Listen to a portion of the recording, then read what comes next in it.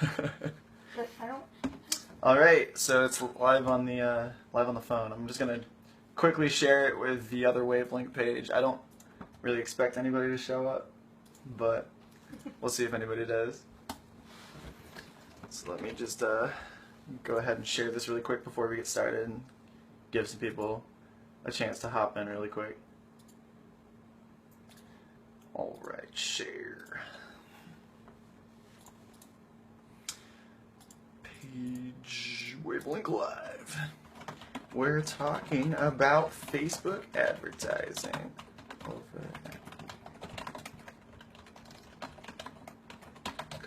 learn a thing or two. That's okay. And then we'll go ahead and share that on my page as well. Yeah.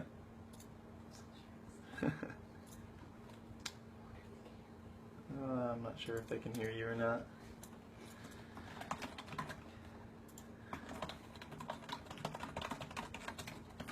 Talking about Facebook ads today. Come check it out. All right, cool. Basically, this is going to be like the first in kind of an ongoing series where I'm going to be talking about things like marketing for bands and how like local bands can better themselves as far as like branding and things like that go. My name is Matt Garrett, by the way. I do the marketing things for everything Wavelink related. I'm also in a band here in Charlotte called Vices and Vessels, and I run most of the marketing for them as well. So if you're a part of Wavelink Agency or Wavelink Live, there's a very good chance that I helped coordinate your event, and I'm probably also the one that's running all the ads for it.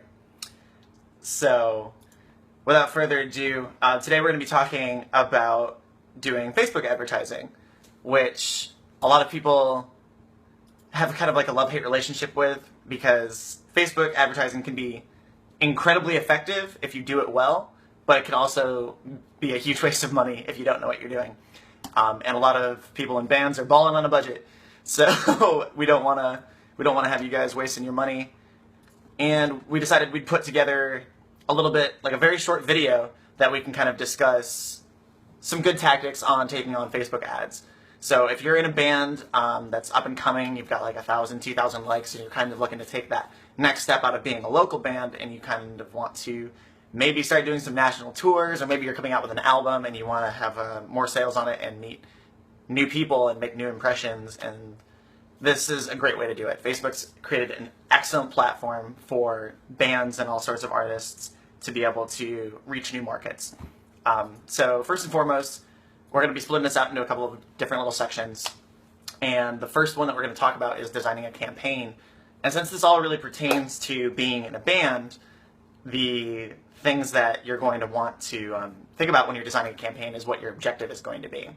The Facebook algorithm is like incredibly complicated, and everybody that you're friends with, every page that you've liked, every group that you're in is all like competing for noise on your Facebook timeline. So when you're creating an ad or you're thinking about trying to do advertising, you have to really consider how much other random shit is all over your Facebook timeline, and how often do you yourself pay attention to an ad on Facebook, so on and so forth. So you really need to think about what your objectives are with it.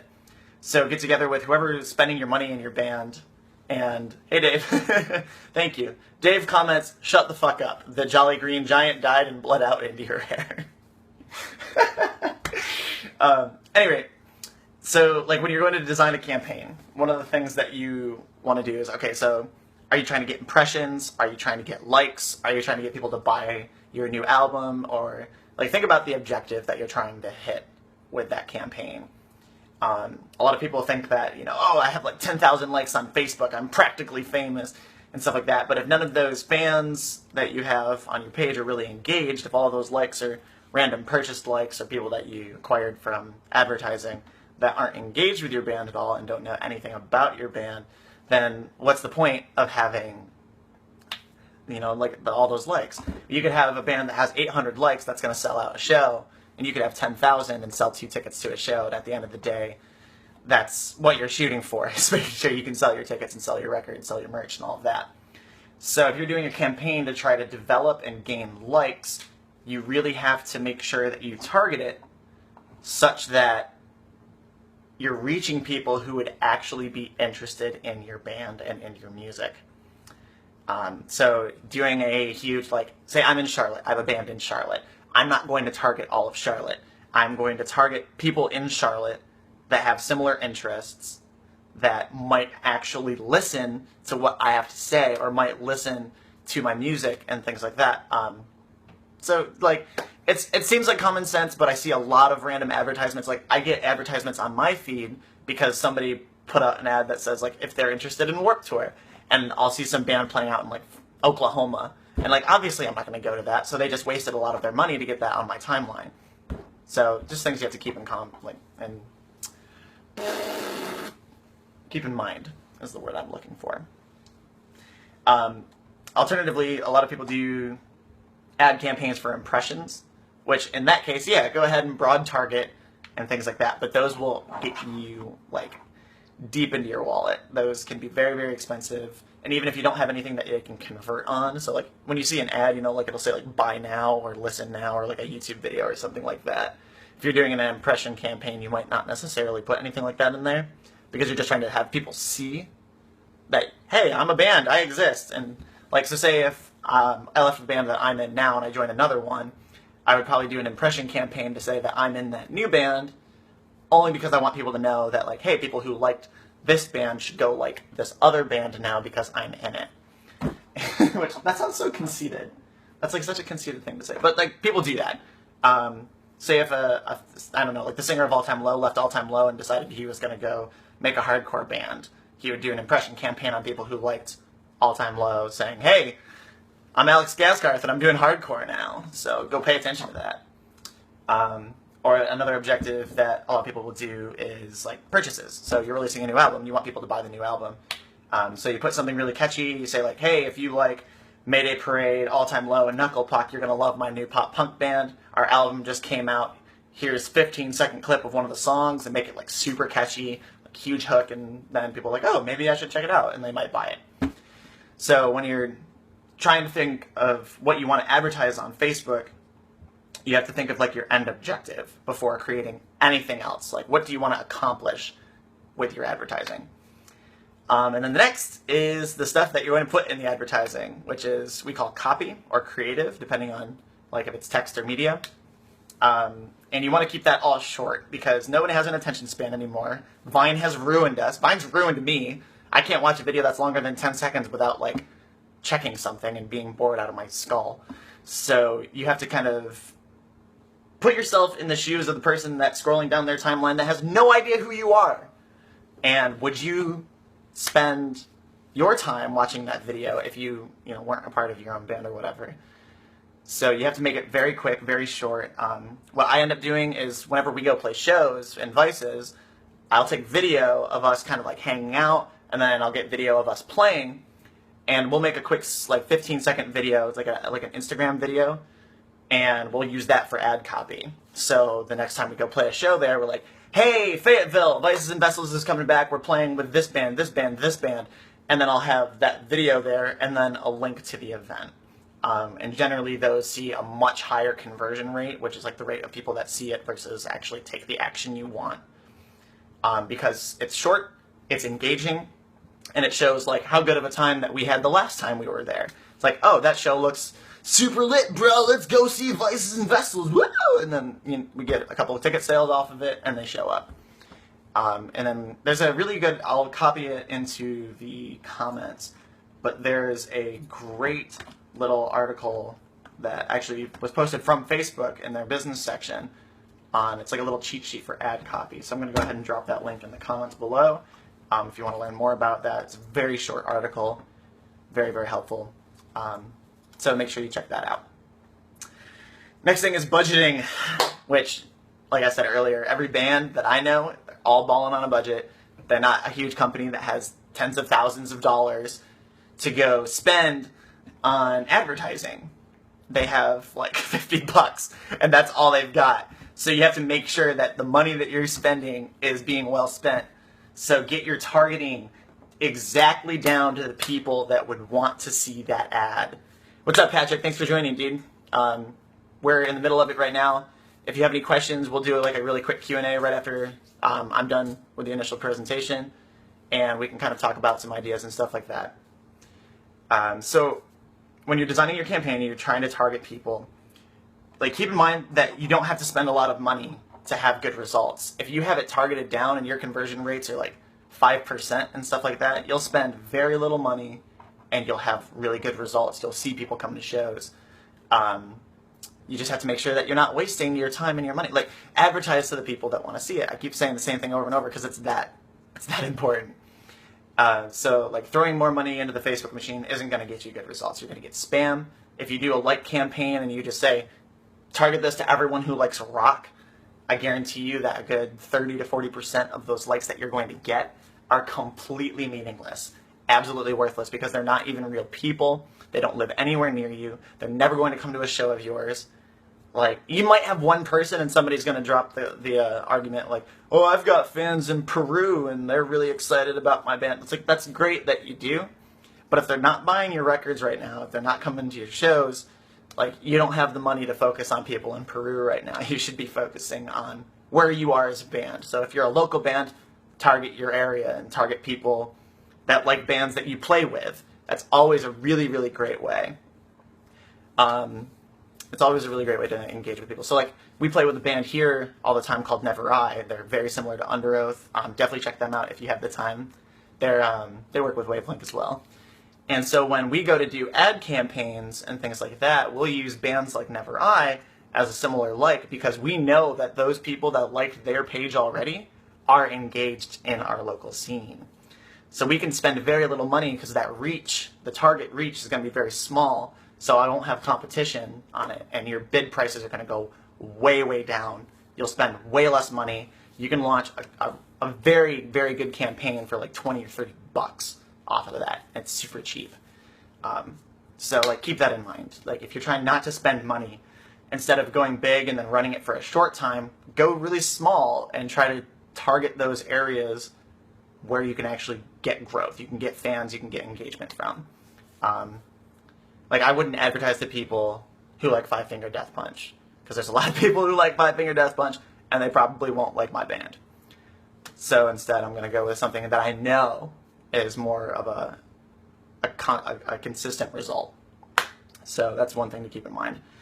And when you're doing budgeting too, in the marketing world, when we do advertising, we do something what we call split testing. So we'll launch very similar campaigns all at the same time and split the budget out between them. And each one's like ever so slightly different. And you measure which one's working better. Pat, I'll get to your questions in just a second. We're almost wrapping up with this, and we'll talk about that. So, like, sorry, what was I saying? Oh, split testing.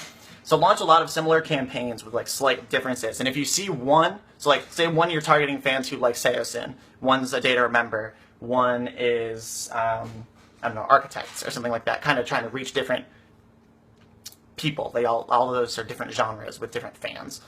So if you're targeting those different groups, instead of putting them all in one, put them all in separate ones, and then you can set it up in Facebook that you don't show similar ads to each other, so you don't get overlays, or like, you won't have one person see two of those ads. So you still spend a lot less money, and you can see what's working. So if you're engaging with Seosin fans, but you're not engaging with Architects fans, drop Architects from the people that you're trying to target, because if it's not working for you, you're wasting your money. And that's like, that pretty much concludes up to this whole little talk that I wanted to do. And the last part of this was just measuring success and numbers and stuff like that you'll see. Like, if you saw like 20,000 impressions and you had like 18 clicks or whatever, like, that's great that people are clicking on your ads and you're getting those impressions. But you really have to think about, at the end of the day, what you're trying to do as a band needs to line up with your advertising. So measuring success is going to be different for every band. But generally, with Vices, our goal is to get people to come to our shows and get people to buy our merchandise. So the best story that I have about advertising with Vices and Vessels is that we did a Day to Remember cover show. And we knew that that would be a great way to reach people who have never heard of us before. They don't follow their local scene at all. They just kind of go to shows when national bands are playing. And so we decided we'd get a couple bands together, and we all wanted to do a Day to Remember covers. And so we had like half of the set for each person was a couple of Day to Remember songs and a couple of our own songs to kind of expose people to our bands. And we did advertising on it, and we targeted the whole Charlotte area. And if they were interested in a Day to Remember, and they lived near Charlotte, and they liked, I can't remember what else we put on there, but we had like things like if they liked nightlife, and we had different split test campaigns for it. And we were measuring like, okay, this one's really hitting off with people. We have, you know, we're not spending that much money on it, but a lot of people have seen it, and a lot of people clicked it. So we ended up, when we went to go play that show, we were hoping and like fully expecting to sell that venue out. And we had a lot of people show up to that show, and a lot of them had no idea who any of the bands were. And I can almost 100% guarantee you that that was, all of those people showing up was exactly the result of the advertising. And when we finished our set, because we headlined, I had a group of people come up to me that they were in Charlotte for the weekend, and they were at a vape convention. And one of them on their phone saw my ad that I had put up, because I said, like, you're interested in nightlife and you like a Day to Remember. And they're like, bro, you remember a Day to Remember? We used to like listen to them in high school. And these are like, you know, 20, 30-year-old just dudes that are like running businesses for like vape companies and things like that. And they're like, yeah, and they're like looking for something to do tonight. They're new to the area, and they liked a Day to Remember. And they're like, there's a Day to Remember cover show, and it's only $5. We should go. So we had a group of about 10 random guys show up. 2 of them bought shirts from us. 1 of them bought an album from us. And so, like, I spent maybe $2 to get that one guy to see and click that ad, tops. And it resulted in, we had, like, I don't know, like a 6,000% or whatever return on investment on that. So if you're really, really smart about your advertising, you can have stories like that as well. And, you know, it might not seem a lot, like you have 10 people show up to a show, but anybody here who knows, like, what it's like trying to market to a local scene knows that having a random group of 10 people show up to your show that have never heard of any of the bands playing that night, that's like a huge success, at least on like a local level. That's really all that I've got about this. It's just like, the more you do this, the more hands-on experience you get with the advertising, the more you test things and you monitor your ads, like, you'll learn more about it. So you'll see what's not working, you'll see what is working, and you can plan and base your future campaigns off of what you're learning. So yeah, that's all I've got for this for today. So if you guys have questions on advertising or you want to talk more about it, I'm going to scroll back through my phone really quick because I know Pat dropped a question. So from Patrick's from New York. He's in a band called King Pariah. We target our likes to local audiences and bands that we sound similar to, and we've never paid for likes, but our reach and engagement is shit. Would these help us, or is there a different way of going about these things? It would, yeah. Facebook ads would definitely help, but one of the things you want to keep in mind, because I know if I remember correctly, and actually we can look you up, so sorry to put you on the spot, but we're going to look up your band. We're looking up King Pariah. You guys have about 3,400 likes, and just looking at your page right now, you only have like every couple of posts you'll have 1 or 2. Oh, you're playing that Feeder to the Sharks tour. We're playing that too, but in Georgia. You're getting like 1 to a couple likes on each page, on each post that you guys are doing. Let me see. So February 12th is pinned post. You have a post from an hour ago. June 14th, 12th, 8th. If you guys aren't seeing a lot of engagement over organic channels, which is what that's called, so like when something just pops up by itself, that's an organic appearance versus a paid appearance.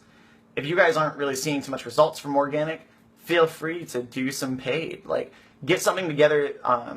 Like I said, I really love video. So if you're playing a venue, the next time, like if you're playing the venue over at Clifton Park, get some video of you guys playing, like just clips, toss it into iMovie, make like a 15-second video, and call it a social promo, and make a bunch of those. Have like a bunch on retainer. And then the next time you're playing a show in that area, use that same video, like capture the things you want to like have on a video, get like video of the line going in, if there's a line of people going in, so the next time you're playing like a bigger show, like you're playing Last 10 Seconds of Life and Currents, both excellent bands, there's going to be at least a little bit of a line for that, so get some footage of that, get some footage of you guys playing, get some footage of the pit, get a footage of your merch table, of you guys and all of that, and use that video footage in your ads, and you'll see better returns on that as well. And you can use that in organic things too. Like posting those kinds of things and engaging with your fans is that's how Facebook works. So when if I like and comment everything on your page, the next time your page posts something, Facebook's going to go, this guy loves this shit. Show him all of King Pariah's stuff, and I'm going to get more of your interactions in my newsfeed. Like I said earlier, Facebook has a lot of noise to it, so you want to make sure that you can beat that out, and that's how that algorithm works, is likes, comments, shares, and stuff like that, which is probably why you'll see a bunch of your own shit, but I don't. So since we're playing with the last 10 seconds, do we target it towards their fans and Clifton Park? Yeah, go ahead and do an ad. You can also, if there's any other local bands that are on that show, if you guys have good relationships with those bands, do a collaborative ad. So you can say like, hey, we're going to be doing an ad for targeting this group. Here's our estimated impression count, which Facebook shows you all that information. It's very, very good about it. And like split the bill with them. Say we want to do a $50 ad campaign and split it 25-25 or 30-20, however you want to do that. I haven't done that with any bands here in Charlotte yet, but I've done that with bands back when I was in New York. And those generally have better results because you have more money to play with. And you both spend less money and you get better attendance, so it's win-win either way. But yeah, if you're playing, let's see, last 10 seconds, currents, and target it towards Clifton Park. If you think Clifton Park's got a decent enough reach, you might want to target areas around you as well, because you guys are based out of, what, Argyle, New York? I'm not sure where that is. But target the areas near you that have your fans, and then their fans, and do, like I said, split test. Small budget split test, and figure out which campaign works the best. Major cities, you're going to see higher numbers, so you'll see higher bid counts, higher impressions, higher clicks, but it will end up, generally you spend more money per click and per impression than you would with small. Yeah, Argyle has like 150 people. I'm from a town like that too. You can do, I'm trying to think for like, if your example, if there's any areas near you, like where's the closest mall to you kind of thing. You want to look up like suburban areas and things like that that may have fans. And you should be able to look at your fans. You can actually get analytics from your fans to see where your fans are. If you look in your band page's insights, you can see like where are fans of King Pariah, and you can check that information. So if you have like a high density of fans somewhere within like a 30-minute drive to Clifton Park, there's your spot. Because if they're engaged with you already, they know who you are, there's brand awareness. For the you have to pay for the insights? No. Insights are totally free. You can message me. I'll get you some information on that. I don't want to go like too in depth on insights because that'll be a whole nother discussion that we'll have at some other point on here, I'm sure.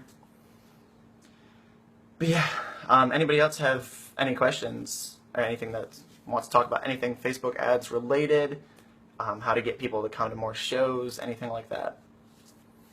So we're going to probably wrap this up in about 2 minutes if I don't get any more questions. In the meantime, yeah, I mean, I've spent probably in my whole life on advertising on Facebook probably about $300. So it's way cheaper than any other advertising route. You can do Twitter too, but honestly, a lot of bands that are in the local scene don't really have a big Twitter following or big Instagram following, so Facebook's just the easiest way to do it. If anybody's had success with Twitter or Instagram campaigns, I'd be more than interested to like hear about what you guys did, because I would love to be able to see some numbers and some information on a smaller level. Because I can go look those things up for bigger bands, but I can't look those things up for smaller ones, and that's what we're here to talk about. All right. Yeah, I don't think anybody else has got any questions. So thank you for everybody who popped in for a little bit. This video will be available on the Wavelink agency page, so feel free to drop your questions in there after the video's done. You can come back and watch this again if you need to, or if you want to message me privately, you can follow me everywhere: Instagram, Twitter, Facebook. My username is Mattagar. My name is Matthew Garrett. And yeah, if you guys have any questions about managing a band, if you're trying to increase your outreach more and you're trying to get out and play more tours, hit up the Wavelink Agency page. We have slots available for managing new bands, and if you think that you're ready for that step and you want to work with a dedicated team at an agency, we're available. So drop a message on Facebook, or you can go to our website, which is wavelinkagency.org, and we'll be in touch. So thank you everybody again for joining in, and until next time.